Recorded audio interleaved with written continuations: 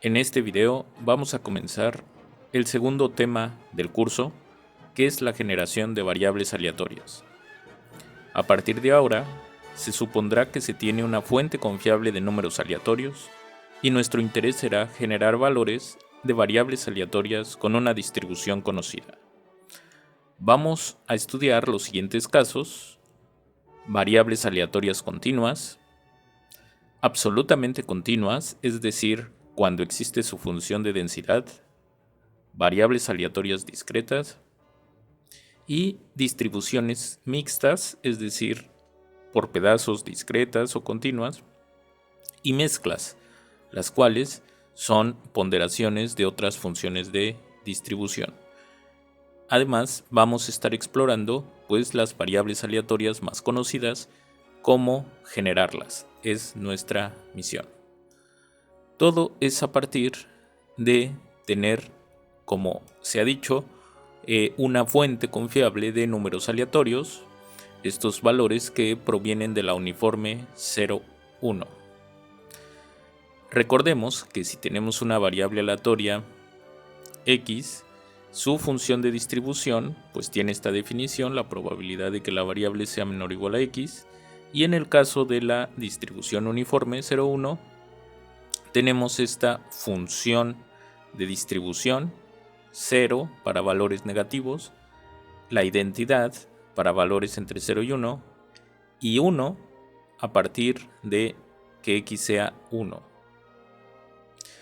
Vamos a comenzar con el caso de las variables aleatorias continuas.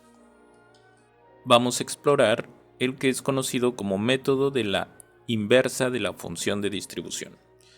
En este caso nos vamos a concentrar primero en el caso continuo. Supóngase que se tiene una variable aleatoria y con función de distribución f de y continua y se desea obtener una muestra aleatoria numérica y1 hasta yn de valores que provengan entonces de esta distribución, o bien realizaciones de la variable aleatoria y. Para aplicar este método y el algoritmo que ahorita vamos a indicar, es necesario entonces que esta función tenga una función inversa calculable, es decir, que por métodos analíticos o por métodos numéricos, de alguna manera, se pueda conocer los valores de la función inversa, de la inversa de nuestra función de distribución original. El algoritmo es el siguiente, lo tenemos aquí a la derecha. Paso 1, generar una muestra de números aleatorios, por ejemplo de tamaño n. Paso 2, evaluar la inversa de la función de distribución en los números aleatorios, y entonces vamos a definir a cada y como esa inversa evaluada en ui para cualquier i desde 1 hasta n, y así estos valores obtenidos y1, y2, etc. es la muestra aleatoria numérica deseada. La siguiente proposición justifica el algoritmo anterior. Sea u una variable aleatoria uniforme 0, 1 y y una variable aleatoria independiente de u con función de distribución continua f de y. Vamos a suponer una variable aleatoria z que sea esta transformación, es decir, la inversa de la función de distribución evaluada en u, evaluada en la variable aleatoria uniforme 0, 1. Entonces, la distribución de esta transformación coincide con la función de distribución original, con la función de distribución continua f de y. Es decir, la variable aleatoria z se va a distribuir como la variable aleatoria y que tenga esta función de distribución. La demostración es muy simple, la podemos ver en el lado derecho. El primer paso es la definición de la función de distribución. El siguiente paso es sustituir el valor de z por la f a la menos 1 evaluada en u. Ahora aplicamos la función en ambos lados de la desigualdad.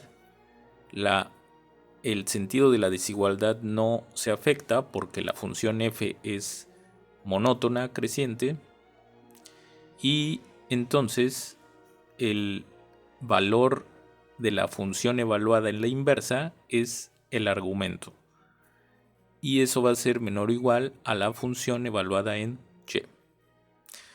Y hemos dicho previamente pues que la definición precisamente de esta probabilidad es la función de distribución de u evaluada en f de y. Y como se alcanza a ver del lado izquierdo, cuando los valores están entre 0 y 1, los valores del argumento, entonces el valor de la función es x, es decir, el mismo argumento. En este caso tenemos que el argumento es una función de distribución, es decir, una probabilidad, y por tanto un valor entre 0 y 1. Así que la función de distribución de u evaluada en este valor que está entre 0 y 1 va a ser simplemente el argumento. Y eso es lo que queríamos demostrar. En el lado izquierdo lo tenemos con el punto clave, es sustituir la z por la inversa, aplicar la función original. Aquí estamos usando esta notación más específica. Aplicamos f sub y, es decir, la función de distribución de y en ambos lados para despejar u, se puede ver así, pero realmente lo que estamos haciendo pues es utilizar la función inversa como argumento de la función original, y f evaluada en f a la menos 1 pues es el argumento u, y del lado derecho se queda nada más f de y ya esta es la definición de la f de u. La observación importante es que el argumento pues es un valor entre 0 y 1, y entonces simplemente la función de distribución de la uniforme 0,1 evaluada en este valor pues es f de y. Así que coinciden las dos funciones y por lo tanto z construida de esta manera, como la inversa evaluada en u, tiene distribución y. Eso es lo que justifica nuestro método de la función inversa. Bien, entonces aquí tenemos el algoritmo básico de evaluar la inversa en la muestra aleatoria. Vamos a hacer 3 ejemplos. Vamos a generar valores de una exponencial, de una Pareto y de una función que no tiene una forma normal, una función arbitraria que vamos a construir. Tenemos este primer ejemplo, sea y con distribución exponencial alfa. En ese caso su función de distribución es 1 menos la exponencial evaluada en menos alfa y. Para invertir f de y, pues lo que normalmente hacemos es despejar y después reescribir. Así que para despejar y se aplican este procedimiento, esta serie de implicaciones de aquí abajo, ¿no? Vamos a intentar pasar a la izquierda esta exponencial, pasar a la derecha la f grande, después aplicar logaritmo en ambos lados, ya previamente teniendo en cuenta que 1 menos la f grande es un valor positivo, y entonces al último queda y igual a esta cantidad. Así que reescribiendo en términos de inversa, la parte izquierda sería la función o la inversa de la función de distribución. El dominio de la inversa es la imagen de la función original. Entonces en este caso pues siempre que invertamos la función de distribución, el nuevo dominio, el dominio de la inversa, pues va a ser el intervalo 0, 1.